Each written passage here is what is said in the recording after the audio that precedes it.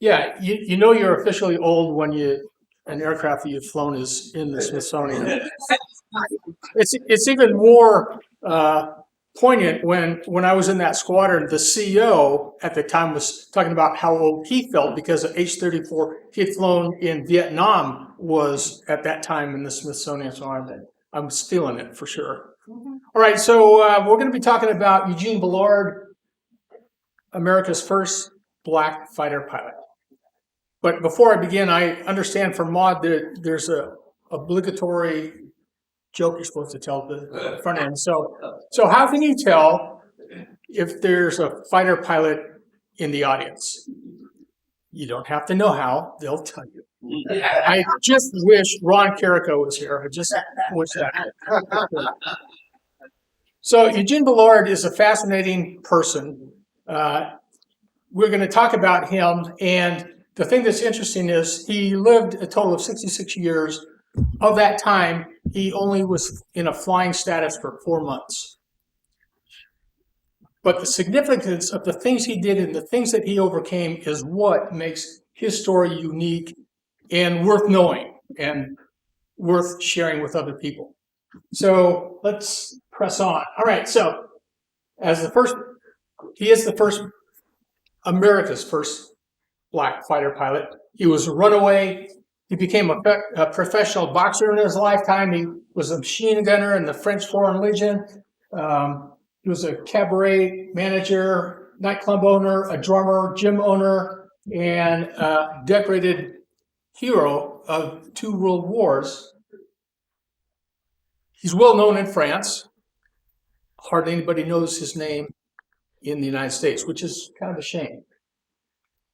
All right, he was born Eugene James Bullard. Most people now call him Eugene Jacques Bullard. He changed his name. He was the 7th child of 10 for William Octave Bullard and his mom, Josephine Thomas. She was African American and Creek, and also William Bullard also had some Native American in him too. So actually, we could actually be celebrating him not only as America's first black fighter pilot, but also Native American fighter pilot.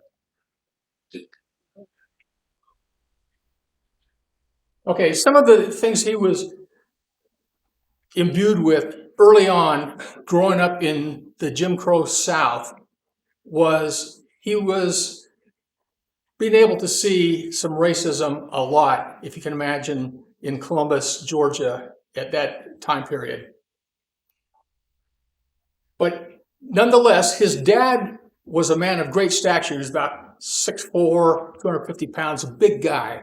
But he also wanted to have Eugene remember to always keep his bearing, always keep his values, and to maintain his dignity and self-respect in the face of all kinds of adversity that he had experienced. He was also taught early on that France was a place that you could go to, and that is a place where slavery was long ago abolished, and everybody was judged by their character instead of the color of their skin, so to speak. So his mom died when he's only 7, but she had largely protected him by keeping him playing just with his black neighbors. When she died, he was able to go out and experience hey, N-word and all that kind of stuff. And he was kind of shocked and taken aback. His dad was a good man, and he worked for a good company, but his direct foreman was a bit of a jerk. And at one point, his direct foreman smacked William Octave in the back with a hook and didn't take the big neck man down, but he grabs his foreman, he lifts him over his head, and he throws him 3 floors down into this silo. So he takes off. He wasn't even sure if the guy was still alive, but he gets home and he tells his family to lock the door, turn off the lights, hunker down. And sure enough, later on in the evening, a bunch of drunk white guys show up and they want to lynch him. So if you can imagine a young kid having that happen to you, that would scare the out of you. And so it definitely made an impression on him. So having seen that experience, he starts making attempts to run away from home. Can you imagine a 10, 11-year-old running away in Georgia at that period of time? It's hard to imagine. When I was that age, I was watching cartoons and stuff like that. Here's a guy that realizes he's something more than what his community can offer him. So he makes several attempts. His dad brings him home, beats him, but finally he's able to escape. Initially, he joins a band of gypsies.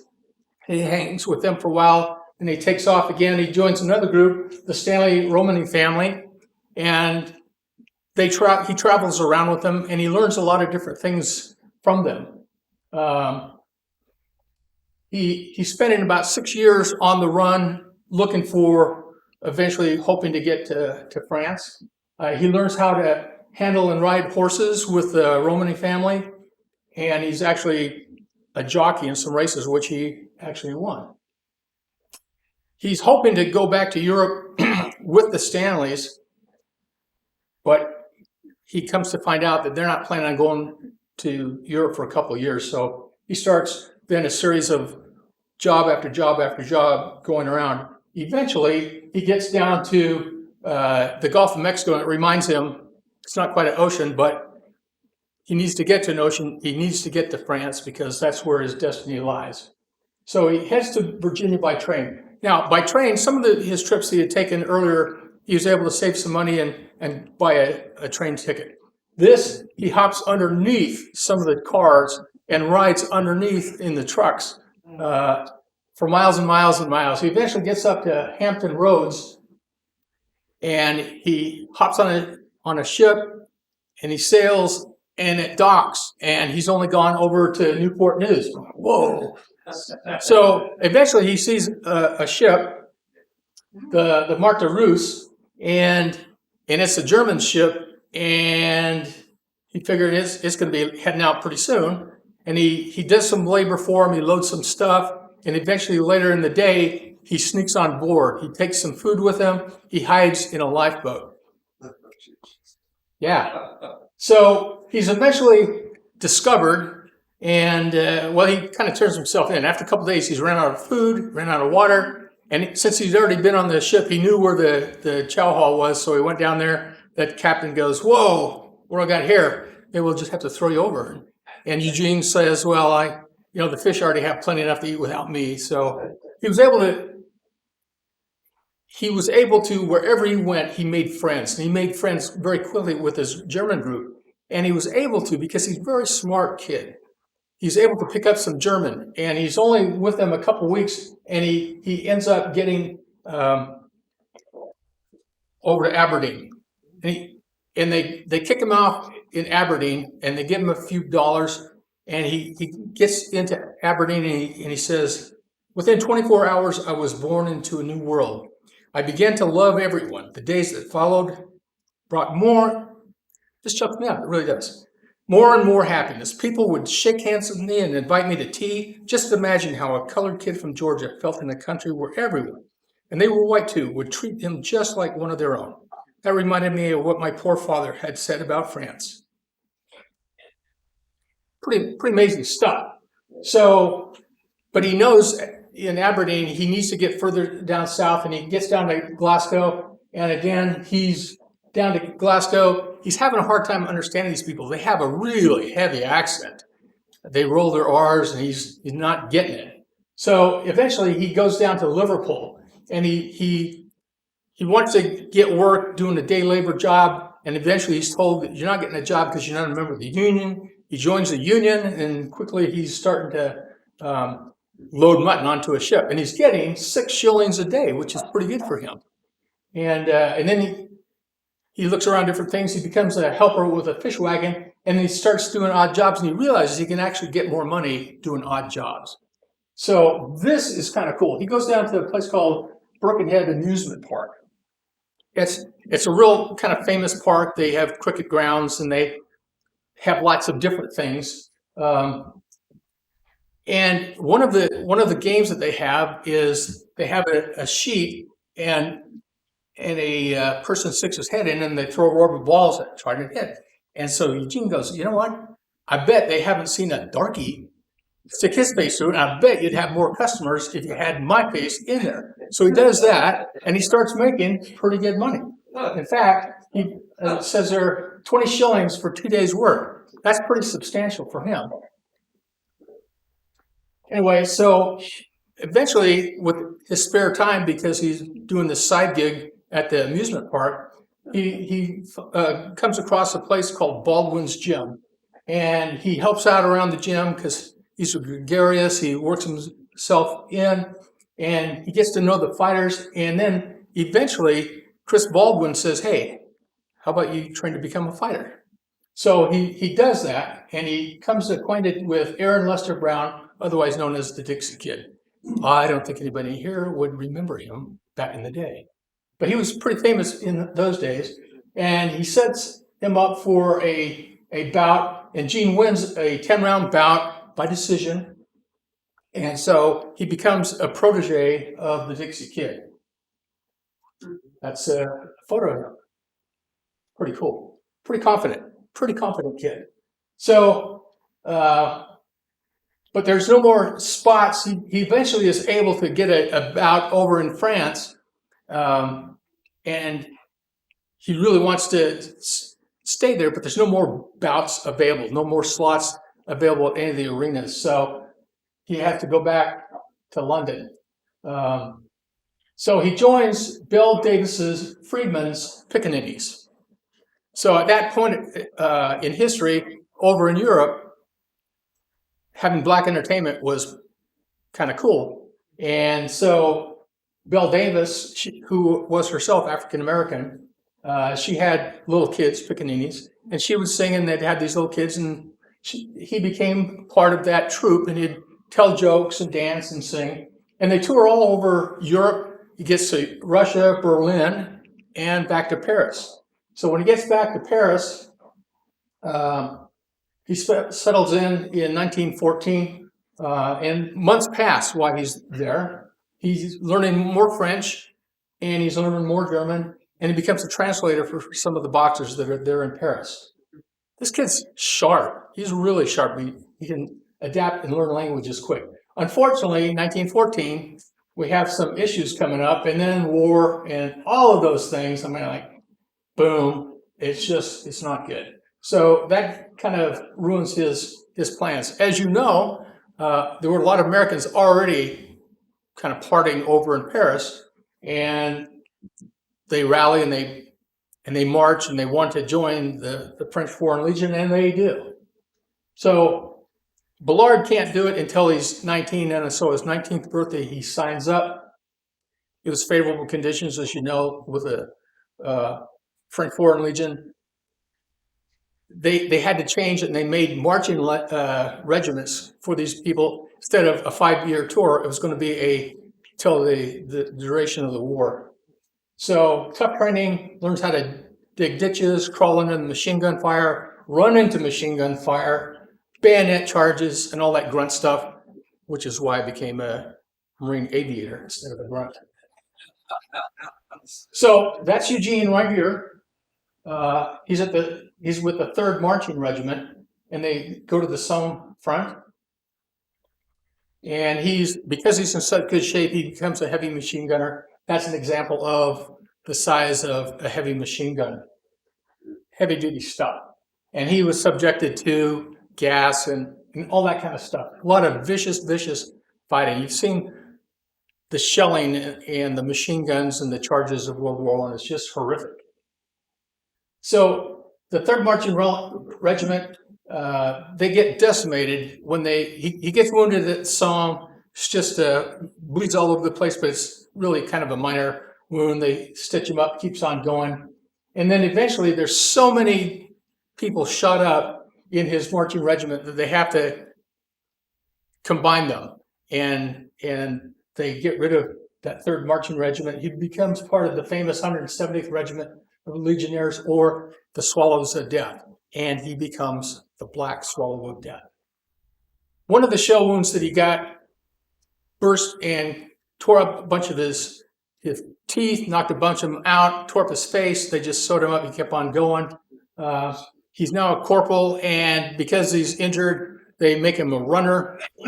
He gets wounded a second time. This time it almost kills him.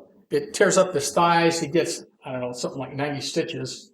And while he's recovering, they sent him not just to a hospital in Lyon, but to Madame Nesme's clinic. She was a wealthy socialite, and she had dedicated this small clinic for special people who were particularly like fighter Americans, people of some notoriety. During his recovery, he's notified that, by the way, you're going to get the Croix de Guerre, and he's going to get later on the Medal Militaire. Cool stuff.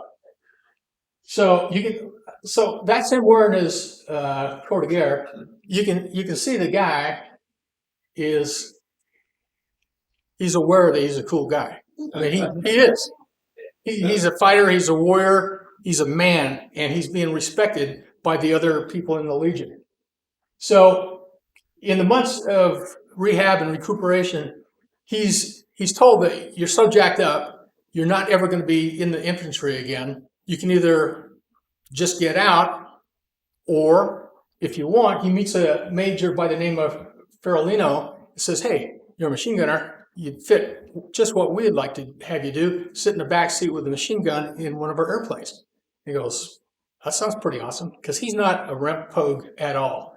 He's a fighter. He's a warrior. He wants to go out and kill those guys. So he's famous. One of the narratives about Eugene Bullard is the bet. So, as it says, 3 guys walk into a bar. It's not a joke. Seriously. He's got Jeff Dixon, these are all white guys. Moise Kissling was somewhat of a famous portrait painter, but Jeff Dixon was also from the South, from Dixie, and he bets Gene that he can't become a pilot. And his friends, White and Kissling, go, "We'll back him, pony up the money." So they laid the bet down. So he's able to get into aviation training. And he starts training as a machine gunner in 1916. Then he meets Edmund Genet, who's a fellow Legionnaire as well. And Genet encourages him to become a pilot. And so with that kind of friends with him, he goes and asks the commandant. And next thing you know, he's got orders for flight training. And there's Eugene right here. You can't really see it there, but he's actually holding a flight helmet, and he goes into flight training. So they began training back then. They didn't have simulators and stuff like that. They started with a Penguin, which is essentially a Blériot airplane without really wings, and people would chase him around and around and learn how to taxi in a straight line. And then they'd eventually get him with planes with a little bit bigger wings so they could actually fly maybe 3-4 feet off the ground. And then he'd start soloing. So he admits himself he wasn't that good of a stick, but he was okay. And so April 6, 1917, America enters the war. It's in May that he actually gets his wings. So the Americans are coming, and on the 4th of July, 1917, General Pershing comes to the tomb of Lafayette for a special dedicatory ceremony. Eugene gets orders that he can leave his flight training and attend this, because he's American, he's probably American, and he wants to go there. So while he's there, he meets this lady by the name of Marie Marvin. Anybody heard of her? She is so awesome. Somebody needs to get on board with her. So she was an athlete, she was a swimmer, she was a shooter, she became a pilot. She actually flew 2 bombing missions against the Germans in World War I. She also got the Croix de Guerre. There was a picture of them together, and so I did the research. I'm like, are you kidding me? So I ended up buying a book about her, because it's just amazing. The caliber of people that have these visions that they're so much more than what people assume they're placed to be.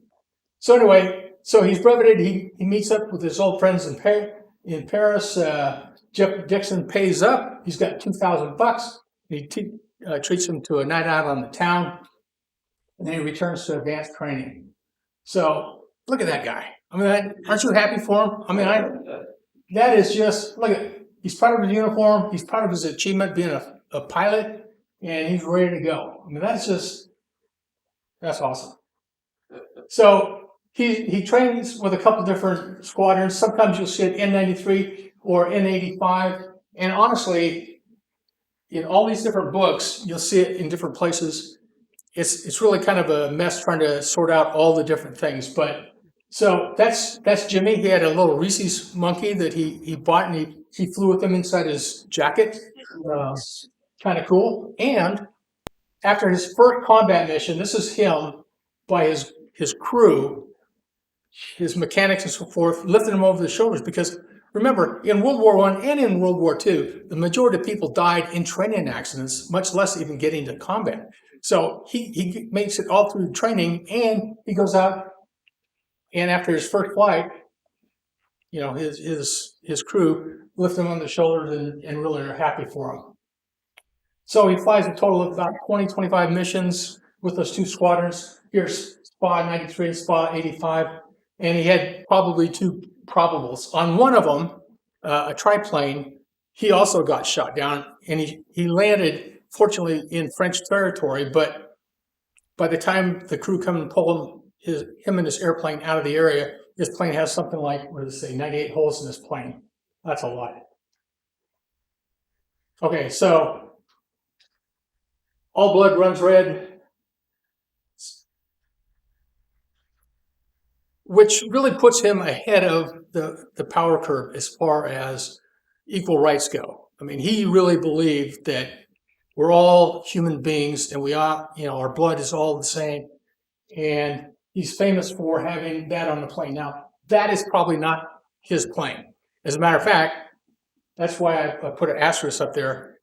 You can find a picture exactly like that, except it doesn't have that, and it's Raoul Lufberry. So somebody had photoshopped that. I found it online. At first I thought, oh, this is amazing. And then not quite. So I just put the asterisk there. But he was smooth enough. You know, pilots could do whatever they wanted. He was smooth enough, even though he's only flying for a few months, to get his ground crew to do something like that for him. Although we don't have a picture, an actual picture that I've been able to find. Okay, so the problem that Eugene has in 1917, though, is, as you know, when the American Flying Service comes over, they offer commissions and entry into the American Flying Service to all those who are part of the Lafayette Flying Corps. The Flying Corps, of course, those people who are Americans flying for the French Air Service. Everybody is invited to join except for one guy, Eugene. So that's just, there's nothing overtly saying that, but there's plenty of evidence that that is the case. But, you know, there were no, in the American Air Service, no African Americans in that at all. So a lot of the credit goes to, or discredit goes to, Dr. Edmund Gross. So you're familiar with him helping get the Lafayette Escadrille going. He and Norman Prince and Bill Thaw helped convince the French government to have a totally American squadron. They're able to do that. He has the American Ambulance Service. But he's also appointed a lieutenant colonel, and he serves as a liaison between the American Flying Service and the French Flying Service. So Bullard passes the physical, but he's not offered a commission because he's just an enlisted guy, and they don't offer him a commission because one of the reasons is he's involved with a scuffle with a French officer. Now, you're familiar with Raoul Lufberry and some of these other guys. They were scuffling all the time. Having a scuffle with an officer is not a big deal. But with him, Eugene got in trouble, and Gross sends a letter saying, you're going to get what you deserve. And before long, I don't have time to read it, but the American armed forces over there sent out a communications, all their services to keep all African-American pilots, or not pilots, African-American soldiers away from Paris, keep them away from French women, blah, blah, blah. That was they actually sent that around. It's kind of disgusting, but we are living in a better world now because of people like Eugene Bullard. All right, so he's dismissed from the French Air Service. He's sent back to the 170th. He's stationed out of town, way out of Paris, and he's not mustered out until October of 1919. He's not part of the parades, victory parades that the French have in Paris, none of that stuff. But he's had a lot of the good life in Paris. And as they say in that old song, how are you going to keep him back on the farm? After they've seen Paris, he's seen Paris, he's loving it. So he goes back and he's speaking French very well. And he goes back to Montmartre part of Paris, which is kind of the bohemian, artsy part of town. So he starts working at Zelli's. He becomes their impresario. He gets talent for them. There's him on the drums. He didn't know drums when he went to Paris. They learned the drums. This is just the way the guy is. But people are loving him because he's gregarious, he's friendly. He's just a great guy. I wish I could find some audio of him. So he gets his own club eventually, Le Grand Duc. He recruits people like Bricktop, Arthur Dooley Wilson. Anybody know who Arthur Dooley Wilson is? Arthur Dooley Wilson was working for him, but Arthur Dooley Wilson is, if you've seen the movie Casablanca, Dooley Wilson is Sam. He's, play it, Sam. Well, he doesn't. Dooley Wilson doesn't even play a piano, but he's a singer, so he sings a song. Somebody else played the thing for him, but he's there. He's one of his good friends. Louis Armstrong gets there, Duke Ellington. This guy is kind of like the center of the storm. And why? It's because he's cool. I mean, he's just that kind of a guy. Langston Hughes, the poet. Anybody heard of him before? Right. Whoa! I barely heard of him. It rang a bell. That was it. But he washed dishes for Eugene Bullard. So Ernest Hemingway based one of his characters kind of loosely on Eugene Bullard. You've seen the movie Flyboys, later based on that. He eventually starts another club, Le Escadrille. And right next to that, he's got athletic club, and he also has a massage parlor. So you party all night, you go in the morning, you go over and get a massage, and then you go home. This guy was multi-talented, and he was quite amazing. So in 1923, he marries Marcelle Strawman. She's the daughter of a wealthy grocery family, and they have two daughters, Jacqueline and Lolita, and it's the Roaring '20s in Paris. 29, we start having the recession, and businesses start closing. He has to close the Le Grand Duc. Le Escadrille continues for several more years. So 1935, the Bullards divorce. She is kind of a high society, and he's busy doing all this stuff. And their lives, they don't have much time together. And he's no longer a fighter pilot. Okay, so in the 30s, there's clouds of war approaching, and Gene is asked by the French intelligence to become a spy. He speaks English, he speaks French, he speaks German. The Germans have very little regard for black people, and of course, Eugene can't speak any German, so he's able to overhear all kinds of conversations, and he's able to do that. And there's something like 17,000 Germans in Paris, and a lot of them end up in this club. He and a woman by the name of Cleopatra Terrier, also known as Kitty, they work the club looking for German intel. She's kind of like the honey trap, and he just kind of overhears stuff. But they're pretty effective. So in 1940, are finally being beaten back by the Germans, who are now really pushing forcefully into Paris.